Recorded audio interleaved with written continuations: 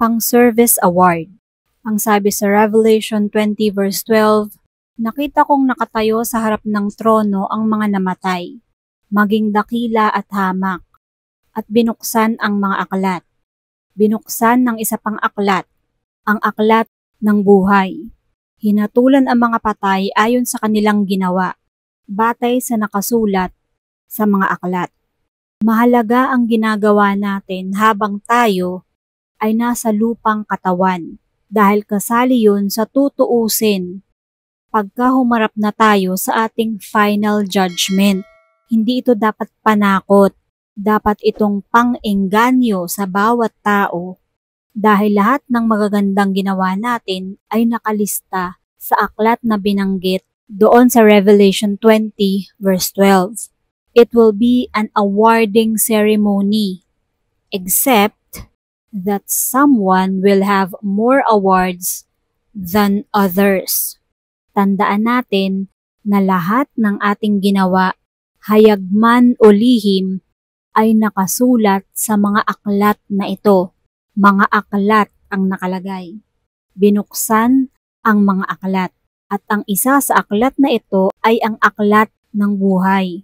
At maaaring yung iba pang aklat ay listahan ng mga ginawa nating pagkakamali, kasalanan at kung ano pa mang karumal-dumal na ginawa ng bawat tao habang siya ay nabubuhay sa mundong ito.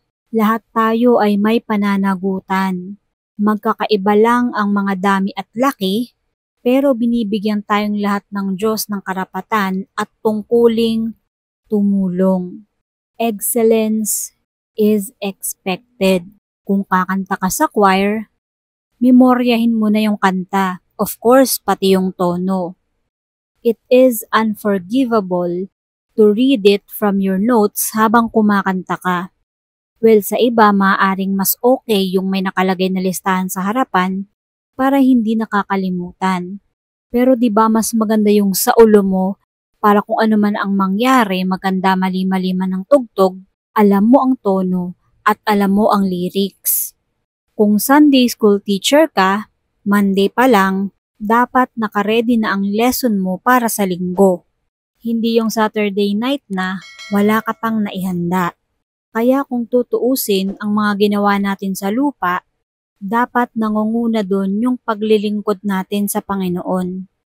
And by paglilingkod, hindi lang ibig sabihin yan na araw-araw kang pumupunta sa simbahan, lumalakad ng nakaluhod, itinataas mo ang iyong kamay, ikaw ay kumakanta at ikaw ay nagbabasa. Kasama sa paglilingkod sa Panginoon ay yung ini-improve natin yung mga ugali nating hindi magaganda. At yung pagtulong din naman natin sa ating kapwa. Everyone that serves is serving side by side with Jesus. Dahil si Jesus ang head ng ating church. Itong church na tinutukoy ko, hindi lang ito yung church building. Ang church na tinutukoy dito ay ang bawat tao, hindi kailangang siya ay miyembro ng isang church. Ito ay yung bawat tao na naglilingkod sa Panginoon sa pamamagitan ng pagtulong sa kanyang kapwa, paggawa at pag-iisip ng mabuti at ang pag-i-improve sa kanyang sarili para pagdating ng panahon, nagagraduate na tayo at may expire na, kaya nating humarap sa Panginoon at kahit buksan yung aklat o yung mga aklat, makikita doon na ang dami niyang ginawang mali, pero marami din siyang ginawang tama at pinagsisihan niya yung mga maling ginawa niya. Tutuusin ng Panginoon ang lahat ng yun. Titingnan isa-isa. Walang makakalampas. Ni tuldok na kasulat sa mga aklat na yun. Kaya wala tayong kawala. Huwag nating isipin na porke walang nakakakita, lusot na tayo. Dahil pagdating ng panahon, kapag ka nandun na tayo sa dulo ng ating buhay, malapit na tayong umuwi sa Lord, baka isipin natin kung ano kaya ang nakalista sa mga aklat na yun. Binago ba natin ang ating sarili? Yung mga masasamang ugali ba natin, in-improve man lang natin? Kung tayo ay chismosa, itinigil na ba natin? Yung pagchichismis na yun na hindi naman nakakatulong sa ating pamayanan, sa ating kapwa o sa ating sarili.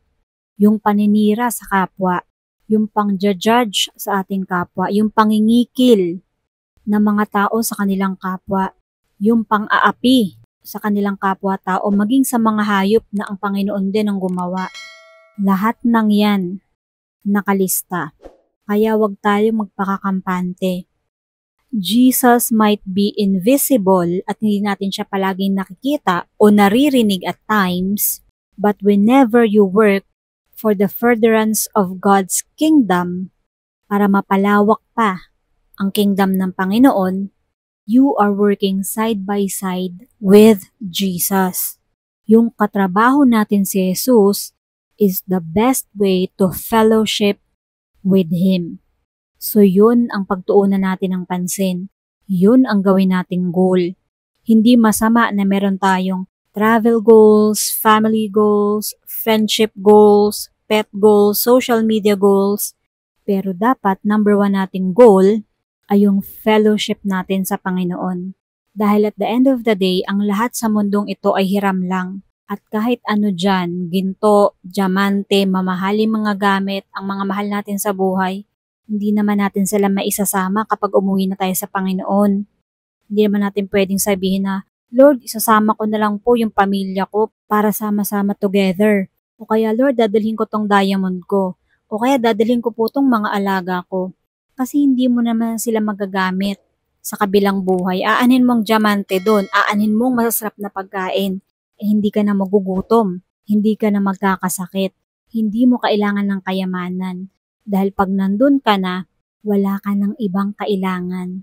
Ikaw lang at ang Panginoon. Kaya huwag tayong dumepende sa ating kapwa, sa ating pamilya, sa ating mahal sa buhay, sa mga bagay na nandito sa lupa. Sa mga bagay na natatamasa natin dito sa earth, dahil kahit isa dyan, isama man yan sa lagayan mo pag ikaw ay namatay na, hindi mo naman talaga yan mapapakinabangan pa. God bless us all.